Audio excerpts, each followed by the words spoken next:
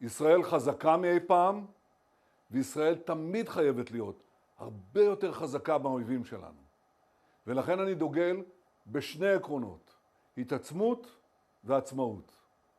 ביחס להתעצמות, אנחנו רוכשים שתי טייסות של מטוסים חדישים, F-35 ו-F-15IA. המטוסים הללו מחזקים את העליונות האווירית הישראלית המוחצת, עליונות שהוכחה גם בעמק לוי ועכשיו בשאגת הארי. הטייסים שלנו יכולים להגיע לכל מקום בשמי איראן, והם ערוכים לעשות זאת אם יידרשו לכך. יש לנו מטוסים אדירים, יש לנו טייסים אדירים. וביחס לעצמאות, הנחיתי להשקיע ביכולת ייצור עצמי של חימושים.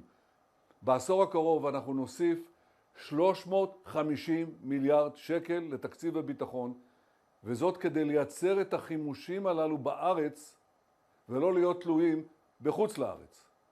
במקביל נפתח כלי טייס פורצי דרך תוצרת כחול לבן. זה ישנה את כל התמונה. ובאשר לרחפנים, לפני כמה שבועות הוריתי על הקמת פרויקט מיוחד לסיכול איום הרחפנים.